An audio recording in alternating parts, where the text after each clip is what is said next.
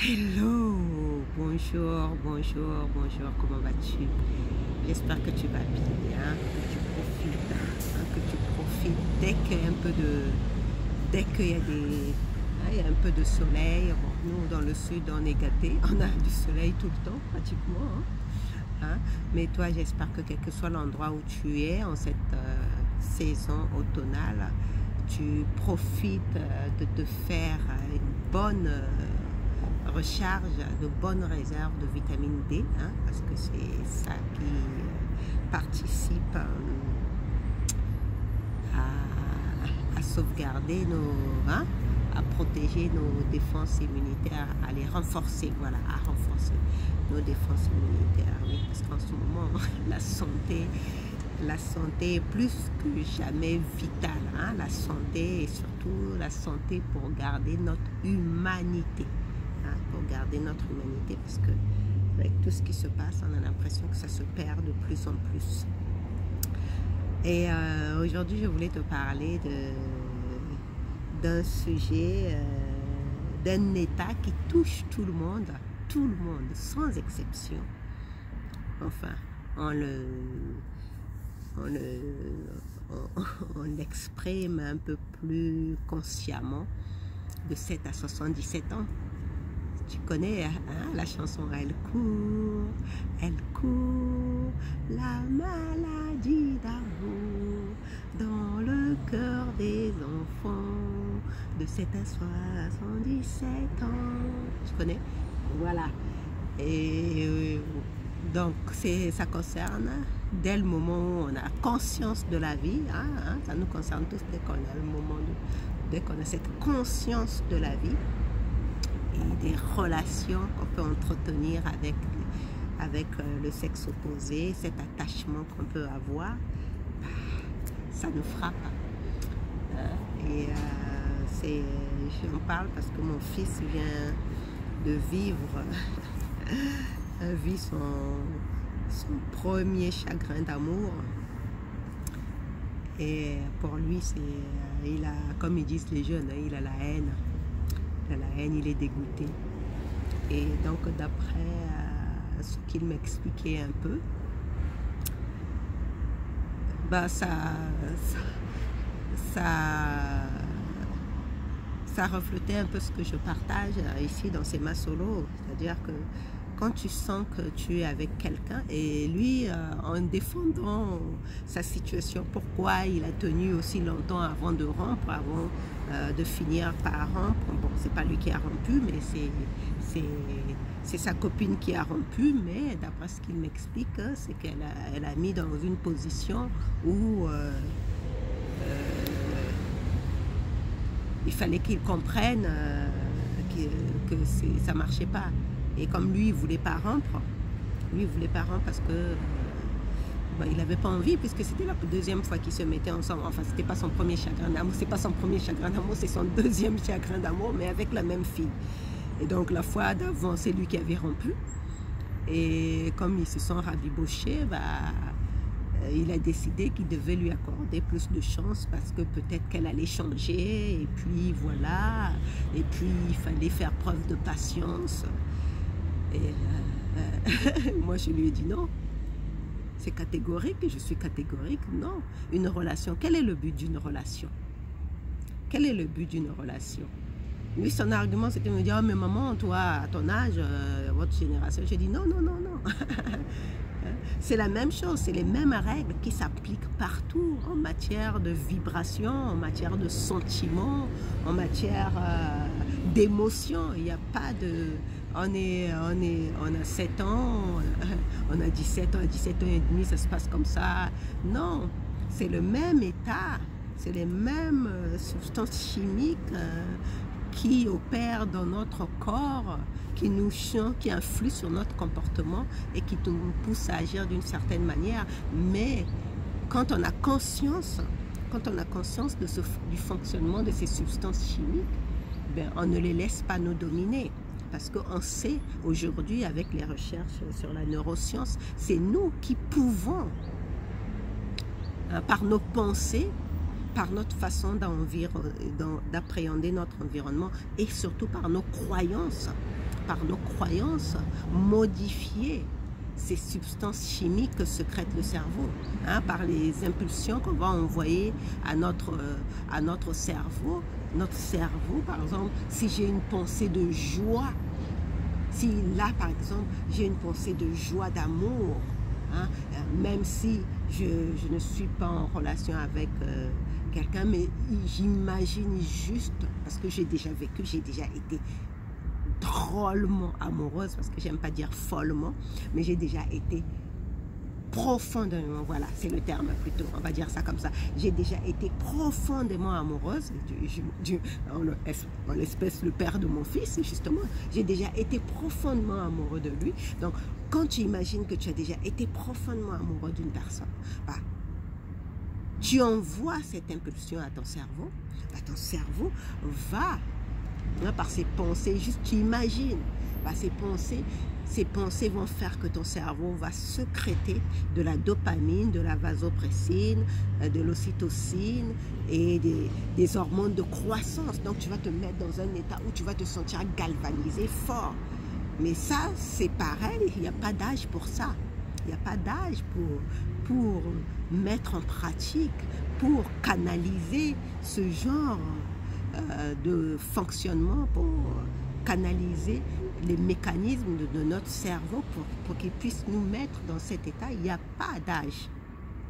Et donc, ça, c'est pour rappeler. Donc, quand tu comprends tous ces mécanismes qui se jouent dans notre corps, dans notre cerveau, hein, bah, tu sais que tu dois être clair. Déjà, c'est parce que la plupart d'entre nous, nous souffrons dans nos relations.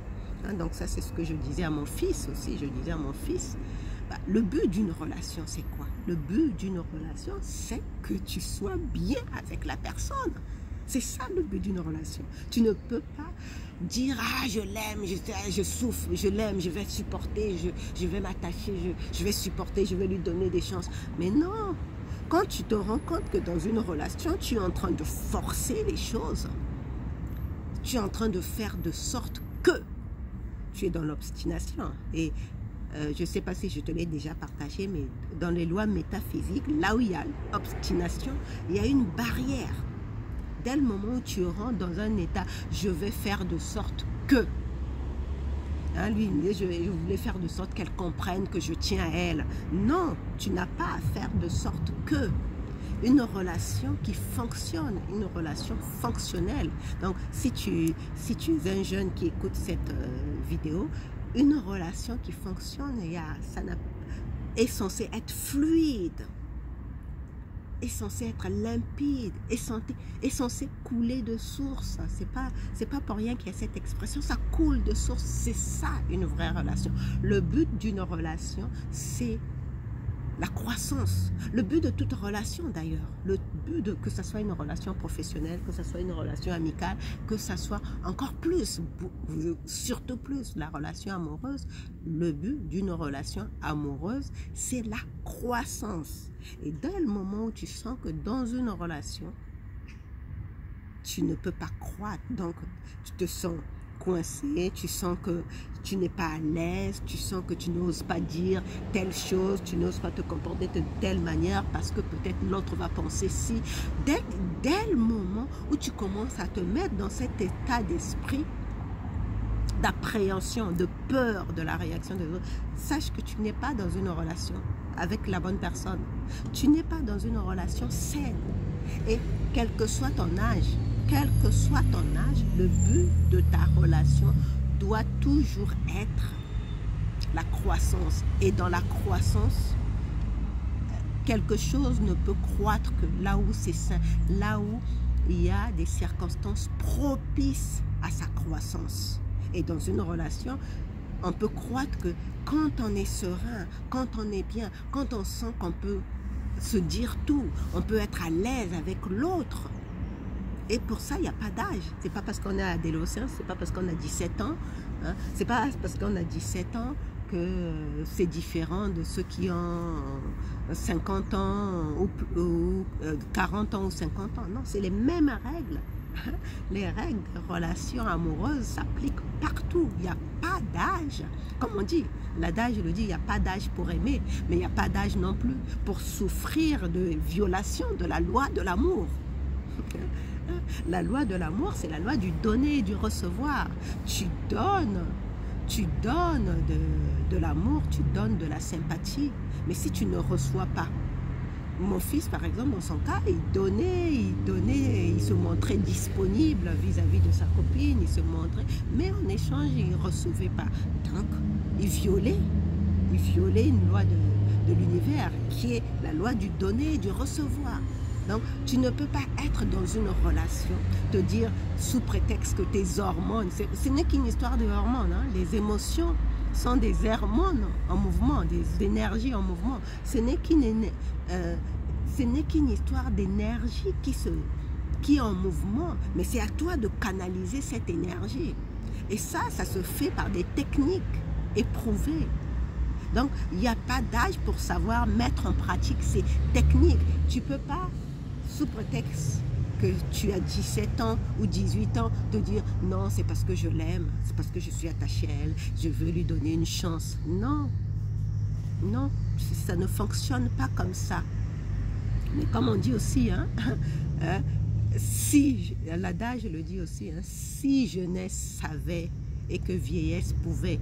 Donc, les personnes plus âgées ne peuvent que faire des suggestions aux plus jeunes. Mais les plus jeunes, c'est à eux d'adopter les conseils des plus anciens ou pas. Mais toujours est-il que les règles en matière d'amour s'appliquent partout. Elles sont exactement le même. Celle qui est du donner et du recevoir. Quand tu es dans une relation, fais bien attention, hein? Sois bien vigilante sur le fait que ce que tu donnes, tu le reçois aussi. Hein? Si tu ne reçois pas ce que tu donnes, pose-toi la question, est-ce que tu es avec la bonne personne? C'est là que tu dois te poser la question. Et généralement, quand tu commences à te poser cette question, la réponse est toujours non, je ne suis pas avec la bonne personne. Parce que si tu es en train de ne pas recevoir, tu violes une loi de l'univers. Et à ce moment-là, prends le message que vient t'apporter cette personne avec qui tu as passé un laps de temps dans des sentiments amoureux. Quel est le message que cette personne est venue t'apporter sur toi-même? Rappelle-toi, l'autre n'est qu'un miroir. Donc, si tu t'es attaché à une personne qui n'accepte pas l'amour que tu lui donnes, les sentiments que tu exprimes à son égard, peut-être qu'il est temps pour toi de recentrer, de te demander, est-ce que à toi-même, ça revient toujours sur soi, hein, c'est toujours un retour sur soi. L'autre vient nous rappeler qu'on ne donne pas assez à soi-même. On veut donner à l'extérieur, mais on ne veut pas se donner à soi-même cet amour. Hein, ça me rappelle moi-même ma dernière relation, quand j'ai rencontré cet homme pour la première fois. Et je lui ai posé la question, qu'est-ce qui l'intéressait chez moi? Parce que mon intuition me disait déjà qu'il y avait quelque chose de ne pas clair. Mais comme j'étais toujours dans cette dynamique où je n'écoutais pas mon intuition, je suis sortie avec. Mais la première question que je lui ai posée, c'est qu'est-ce qui t'intéresse chez moi? Qu'est-ce qui te plaît chez moi? Sa réponse, c'était je veux m'occuper de toi. Ça aurait dû m'interpeller. Parce que quelqu'un qui dit que je veux m'occuper de toi, pourquoi tu as besoin de t'occuper d'une autre personne plutôt que de t'occuper de toi-même? Et ça n'a pas tardé, hein. Je me suis bien rendu compte qu'au cours de notre relation, il ne s'occupait pas assez de lui. Donc, refusant de s'occuper de lui-même, de sa personne, de sa propre personne, il préférait s'occuper des autres pour se donner l'impression de vivre, d'être utile. Mais il devait d'abord être utile à lui-même, il devait d'abord guérir, il devait d'abord s'occuper de ses démons intérieurs, parce que la plupart du temps, il s'agit de ça, de s'occuper, de se libérer de ces démons intérieurs. Or, le plus souvent, nous ne voulons pas nous occuper de notre monde intérieur, nettoyer notre maison intérieure. Nous voulons juste aller nettoyer la maison de l'autre. Je vais m'occuper de toi. Lui, en l'occurrence, c'était ça. Il allait s'occuper Il voulait s'occuper de ma maison à moi. Mais ça ne pouvait pas fonctionner, ça ne marche pas comme ça. Les lois de l'univers ne fonctionnent pas comme ça. Donc, quand tu as affaire à une personne à qui tu donnes de l'amour, que tu donnes de l'amour et qu'en échange, tu ne reçois pas, dis-toi que ce n'est pas à cette personne que tu dois donner de l'amour. Tu dois d'abord te donner de l'amour à toi-même. C'est ton âme qui réclame de l'amour. Dès le moment où tu vas commencer à bien t'occuper de ton âme, ben, ton âme sera tellement rayonnante, tellement heureux, ben, pas en vertu de la loi de l'attraction. Donc, ton vortex va tellement vibrer rapidement que tu vas attirer une personne qui vibre sur la même fréquence que toi. Et pour cela, il n'y a pas d'âge. Il n'y a pas d'âge. C'est de 7 à 77 ans. C'est les mêmes lois.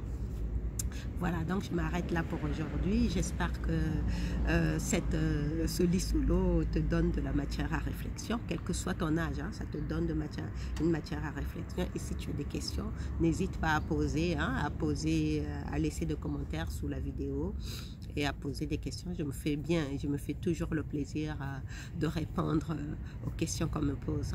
Donc voilà, on se retrouve demain pour un autre lit solo. En attendant, prends bien soin de tes vibrations et rappelle-toi que en matière d'amour, les lois sont identiques pour tout le monde et surtout la grande loi à respecter, c'est la loi du donner et du recevoir. Tu ne peux pas donner sous prétexte d'amour. C'est pas ça de l'amour, ça devient de l'attachement, de la dépendance. Tu dois recevoir aussi, tu dois t'assurer que l'énergie circule littéralement entre toi et ton partenaire ou ta partenaire. Donc voilà, donc prends bien soin de toi et de ton vortex. Reste toujours dans ton vortex pour pouvoir attirer quelqu'un qui vibre sur la même fréquence que toi. Allez, bisous, bisous, ciao.